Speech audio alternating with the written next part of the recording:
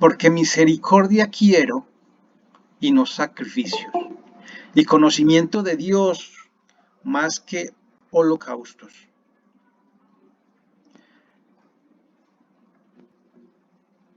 Oseas 6.6. Vamos a, yo saludo a los que no he saludado, como Cristina Bedoya, buenas noches, bienvenida. Y Dairon, qué bueno verlo por acá, mijo, bienvenido.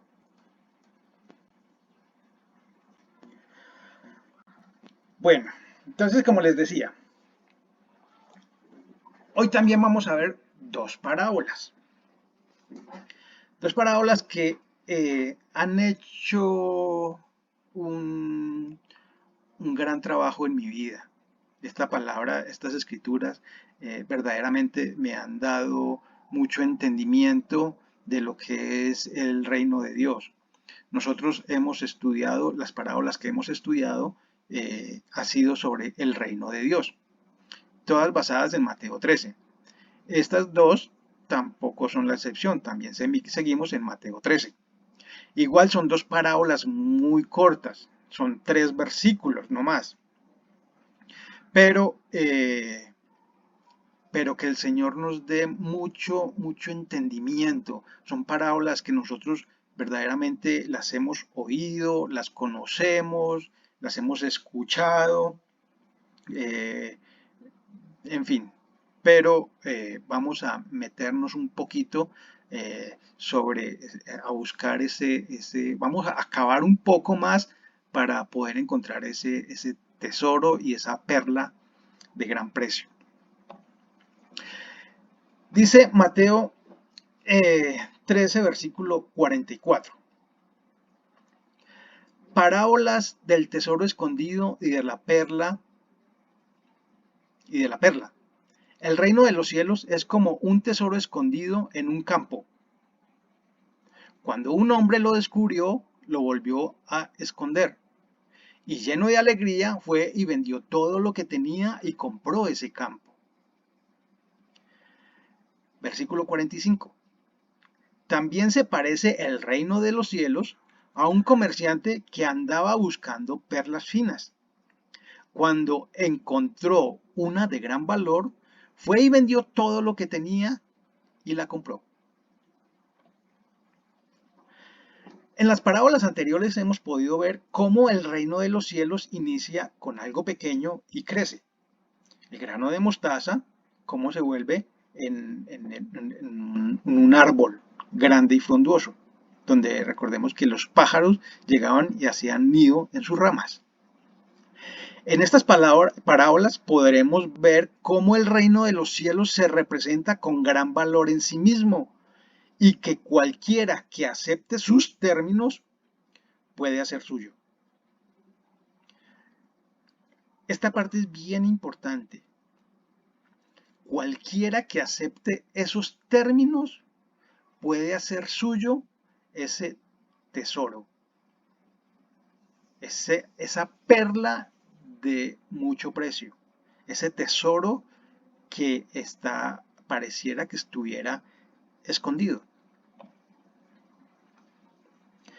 ¿Cuál es el verdadero tesoro entonces? Muchos,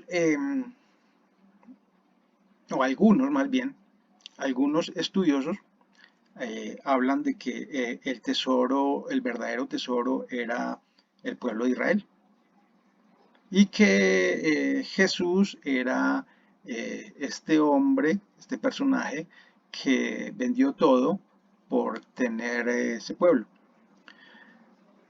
Pero pues si nosotros nos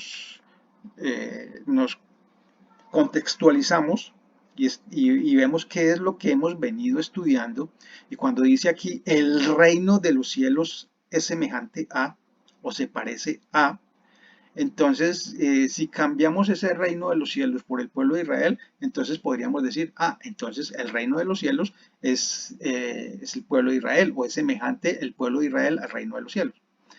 Y entonces yo lo que veo es que no cuadraría, porque entonces sería como un conocimiento de cultura general. Y entonces la palabra cómo va a influir en mí, cómo haría efecto en mí, yo conociendo que el pueblo de Israel es así o asá. Juan 1, 15, 16, versículo 15 y 16, dice, Juan dio testimonio de él, está hablando de Juan el Bautista, y a voz en cuello proclamó, este es aquel de quien yo decía, el que viene después de mí es superior a mí, porque existía antes que yo. De su plenitud todos hemos recibido gracia sobre gracia. De su plenitud. Juan el Bautista está hablando, está haciendo referencia a Cristo, a Jesús, que de él hemos recibido gracia sobre gracia.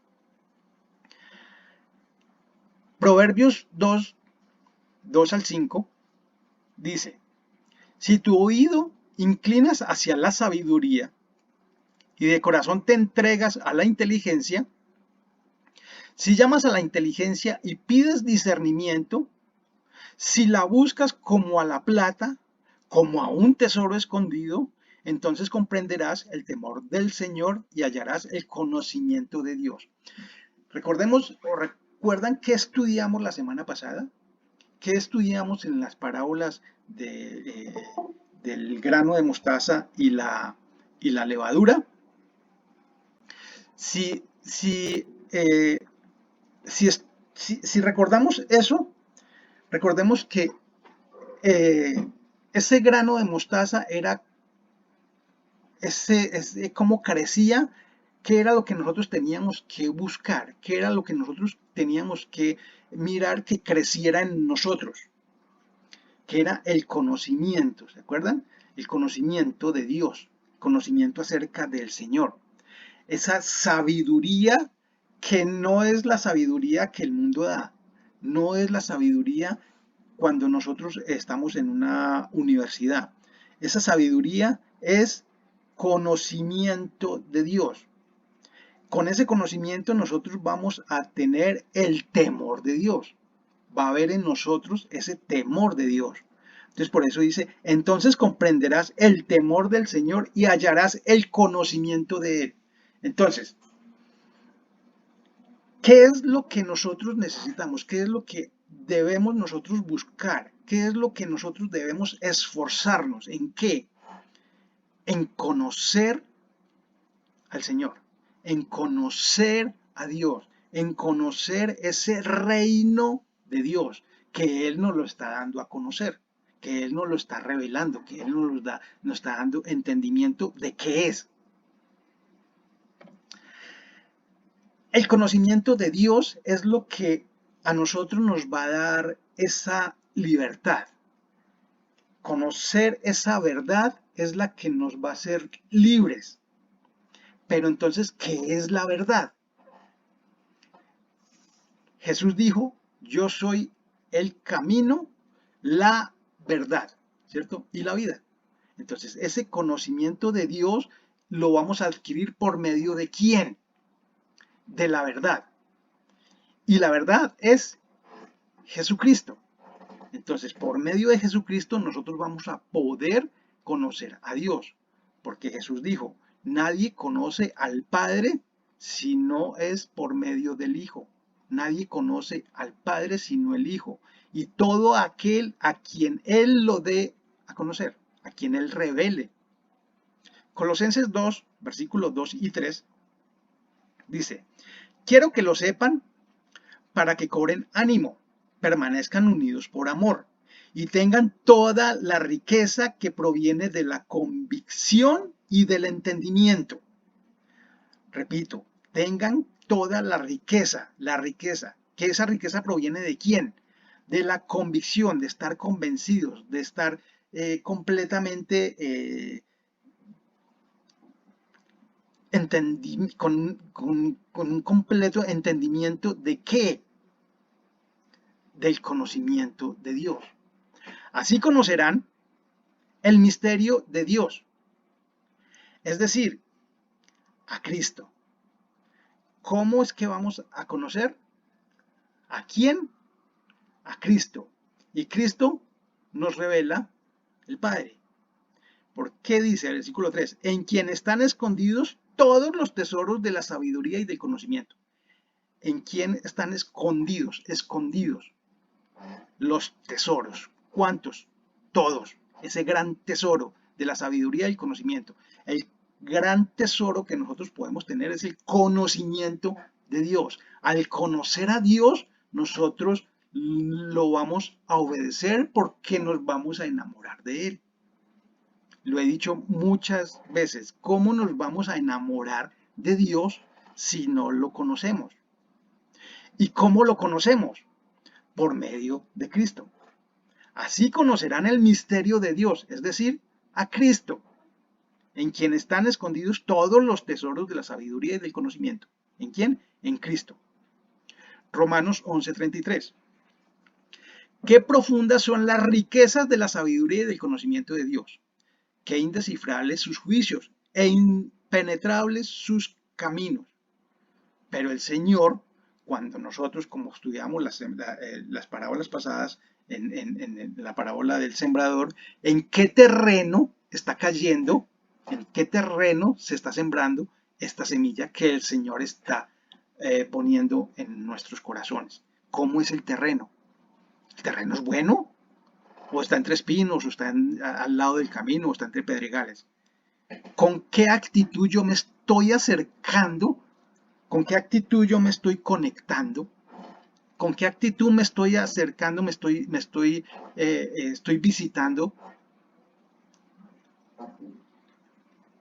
esas explicaciones, esa palabra. ¿Con qué actitud estoy yendo a un servicio? ¿Con qué actitud me estoy acercando a una reunión? ¿Cuál es mi propósito? Me estoy conectando porque pues es que es la programación de la iglesia. Y entonces hoy es charla, el viernes es reunión, el domingo es servicio, el miércoles también es charla, el lunes es reunión X, o sea, ¿cuál es mi intención de poderme acercar a las escrituras? ¿Cuál? ¿Es ese deseo de conocer verdaderamente a Dios? ¿O simplemente es por cumplir algo, por cumplir un estatuto, por cumplir con un establecimiento, por cumplir con una congregación? ¿Es por cumplir? ¿O verdaderamente tengo esa hambre y sed de justicia? De justicia de Dios, de conocer a Dios, de conocer a mi Señor. Porque ahora ya no es el Señor, ya no es el Dios de la Biblia, ya no es ese Dios que hemos oído hablar. No, ahora es mi Dios, ahora es mi Señor. ¿Con qué actitud? ¿Cuál es mi actitud para yo acercarme a escuchar un sermón? Para yo escuchar un servicio. Es por escuchar a Pepito Pérez, o es por escuchar al Señor, o es por verdaderamente tener ese conocimiento. Recordemos que cada vez que nosotros nos conectamos a una charla, a un servicio, a donde estén explicando las escrituras, lo que el Señor trata de hacer es que nosotros adquiramos ese conocimiento de quién, de Él, porque son las escrituras las que dan testimonio de Él. Las escrituras son el campo donde se esconde el tesoro. Recordemos la parábola. Un tesoro que estaba escondido en un campo. O sea, el evangelio. Ese evangelio que es las buenas nuevas, buenas noticias. Esas buenas noticias no están solamente en los 4 evangelios. Esas buenas noticias están en toda la Biblia, en todas las escrituras. Todas las escrituras nos dan una muy buena noticia. Esas escrituras son el campo donde está el tesoro, tanto en el Antiguo como en el Nuevo Testamento. Ahí se esconde ese tesoro. Que si yo ya sé que ahí está el tesoro, que ahí hay un tesoro, ¿qué es lo que tengo que hacer? ¿Cuál será mi actitud? ¿Queremos tener ese tesoro? Recordemos, es un tesoro, literal, más grande que el que nosotros podamos imaginar.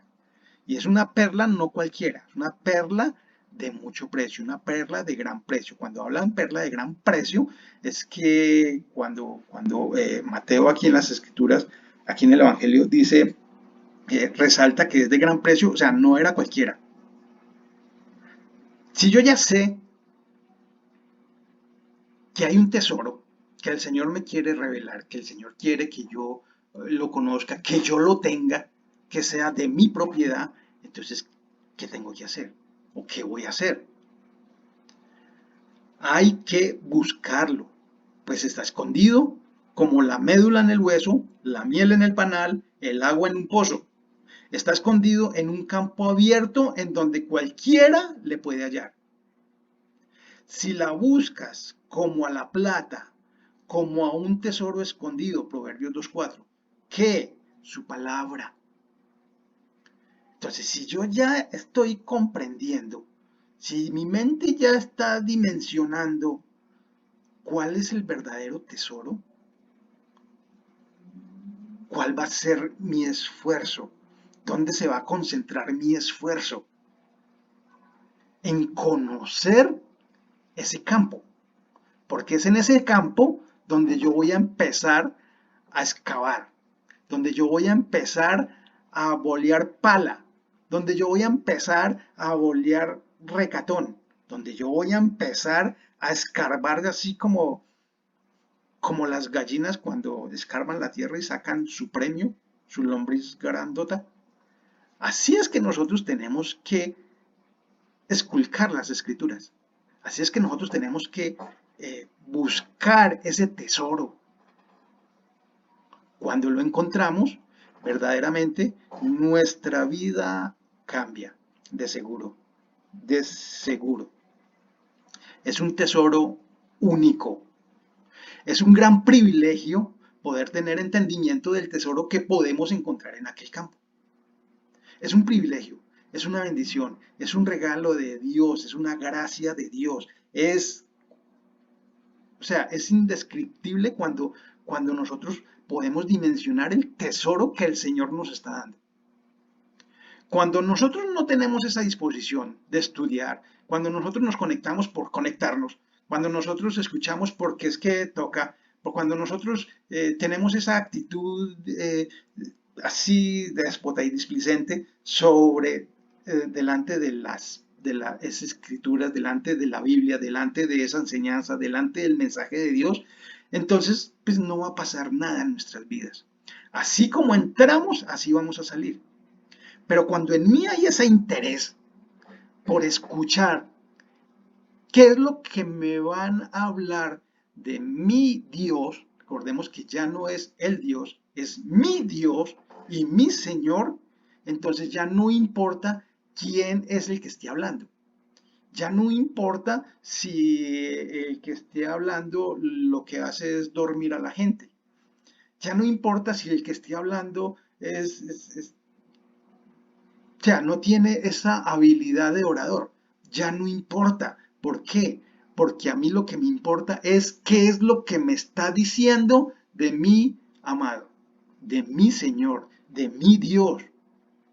Entonces, cuando no hay disposición para buscar, el campo pasa a ser como cualquier campo.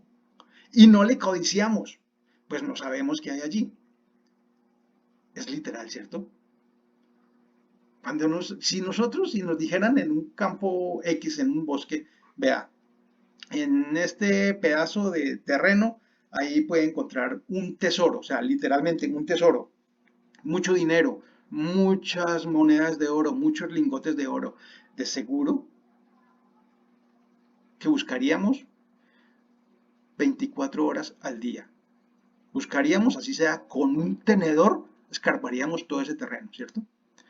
Pero pues cuando no nos dicen nada, cuando todo es normal, entonces pues ese campo pasa desapercibido. No va a haber interés de nosotros por hallar nada allí. Pero ahora que nos dicen el campo, las escrituras, ahí hay un tesoro, hay una perla de gran precio, entonces yo voy a buscarla, yo voy a buscar ese tesoro. Cantares 5, versículo 9, dice, ¿qué es tu amado más que otro amado? ¿O la más hermosa de todas las mujeres? ¿Qué es tu amado más que otro amado que así nos conjuras? Cuando solo vemos el campo desde lejos, nos podemos preguntar, ¿qué es la Biblia más que otros buenos libros? ¿Qué es Cristo más que Gandhi? ¿Qué es Cristo más que Buda? ¿Qué es Cristo más que Platón, más que Aristóteles, más que cualquier otro personaje que haya salido en el mundo? ¿Qué es? Pero la doncella contesta, versículos 10 al 16. Mi amado es blanco y rubio, señalado entre 10.000, su cabeza como oro finísimo, sus cabellos crespos, negros como el cuervo, sus ojos como paloma junto a los arroyos de las aguas, que se lavan con leche y a la perfección colocados. Sus mejillas como una era de especies aromáticas, como fragantes flores, sus labios como lirios que destilan mirra fragante, sus manos como anillos de oro engastados de jacintos, su cuerpo como claro marfil cubierto de zafiros, sus piernas como columnas de mármol fundadas sobre las basas de oro fino, su aspecto como el Líbano, escogido como los cedros, su paladar dulcísimo y todo él codiciable. Tal es mi amado, tal es mi amigo, oh doncellas de Jerusalén. Cuando nosotros encontramos ese tesoro, cuando nosotros encontramos a Cristo en las Escrituras, cuando nosotros encontramos al Dios de la Biblia, cuando nosotros lo hacemos nuestro Dios, ya no es cualquier Dios, ya es mi Dios. Ya ahora hay un amor apasional por Él. Ya ahora lo que queremos es codiciarlo. Es el deseado de las naciones.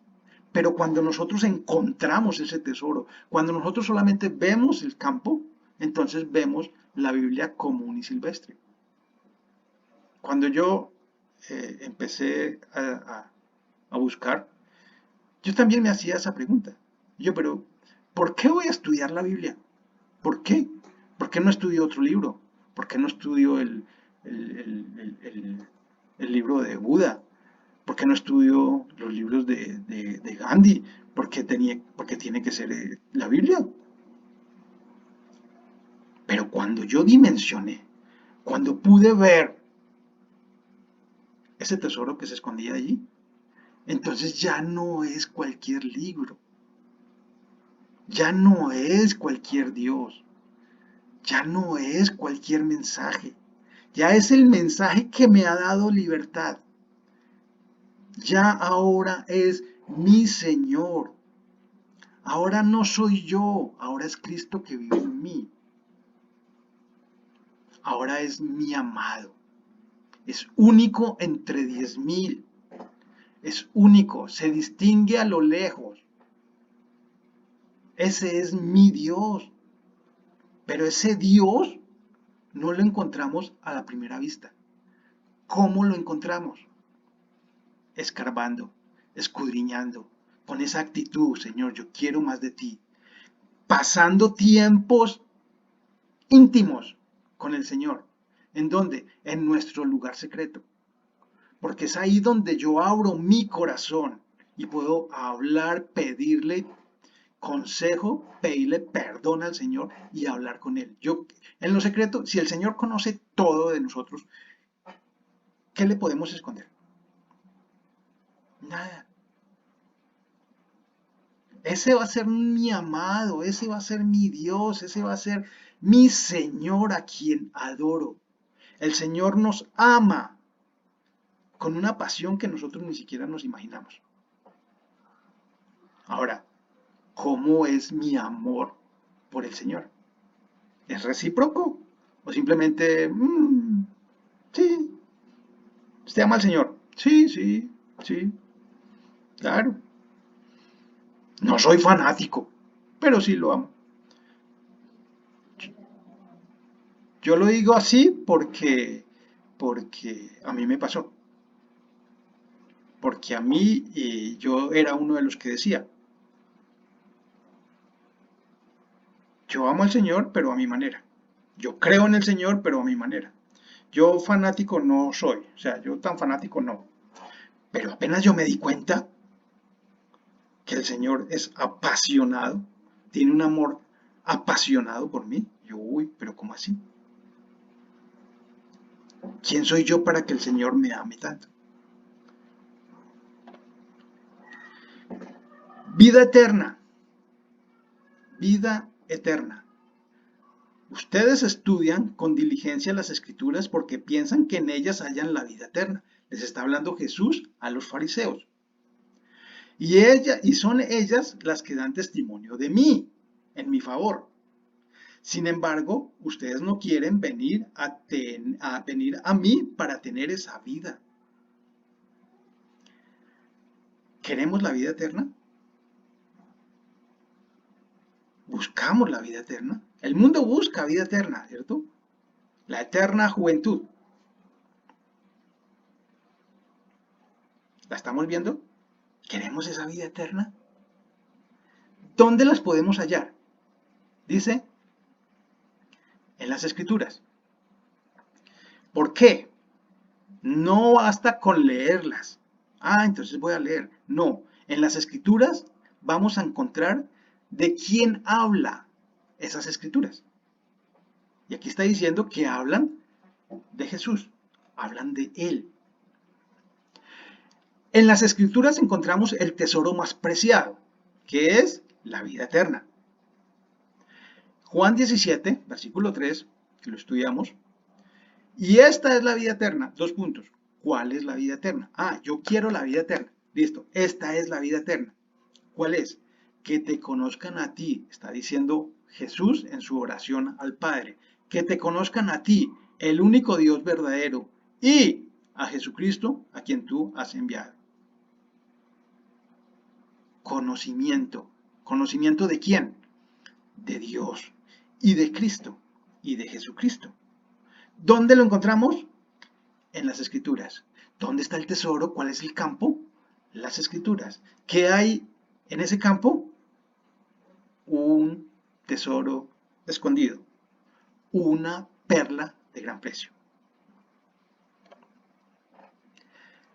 El que encuentra el tesoro. Cuando podemos discernir este gran tesoro, entonces lo escondemos, lo atesoramos, lo que denota un celo apasionado por Dios, y nadie nos lo podrá quitar. ¡Qué maravilla! Ese tesoro que nosotros podemos discernir, cuando nosotros lo podemos encontrar, cuando nosotros nos damos cuenta de ese gran tesoro que nosotros encontramos en ese campo, en esas escrituras, cuando nos damos cuenta del Dios que nosotros tenemos, ¿qué es lo que queremos? Atesorarlo, con un celo pasional. Nos queremos volver al Señor, pero con pasión, no hay blandengues, no hay superficial, no, porque cuando nos damos cuenta, yo quiero más de Él, yo quiero ya estar más cerca de Él. Ya cuando estoy cerca, ya no es suficiente estar cerca de Él, yo quiero estar fundido con Él.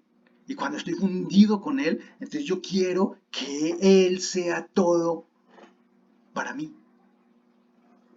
Que Él dirija mi vida. Él es mi amado, Él es mi Señor. Romanos 8:38, y eso nadie me lo va a poder quitar. Nadie, nadie. Aferrémonos a ese tesoro. Nadie. Aunque tu padre y tu madre te dejaren, el Señor siempre te va a recibir. El Señor siempre va a tener los brazos abiertos para nosotros.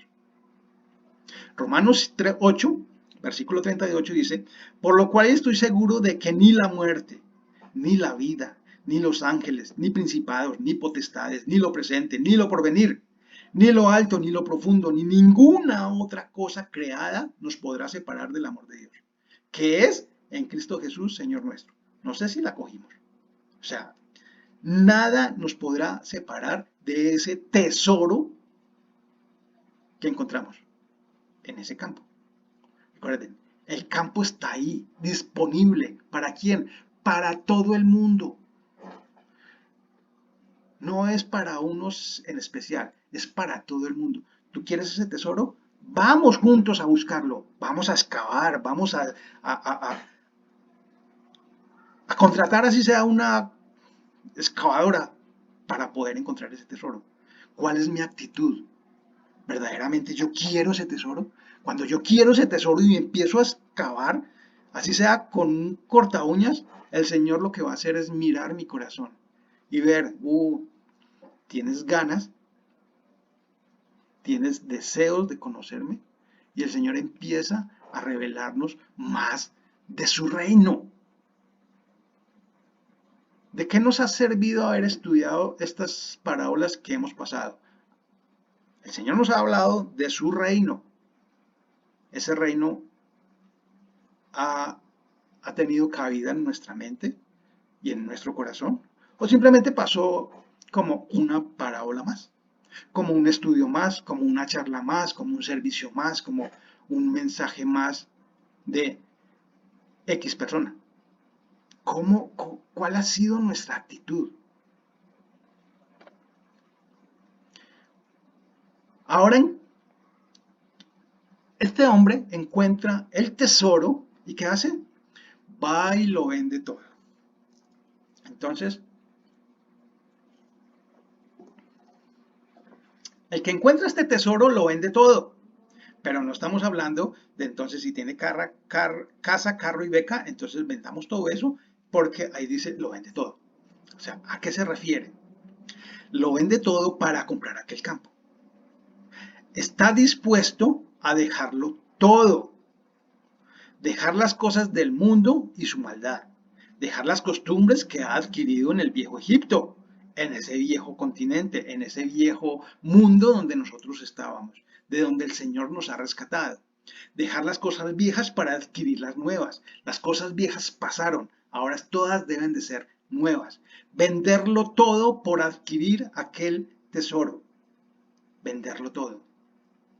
Cambiar nuestra forma de pensar. Arrepentirnos de nuestros pecados que teníamos en el mundo.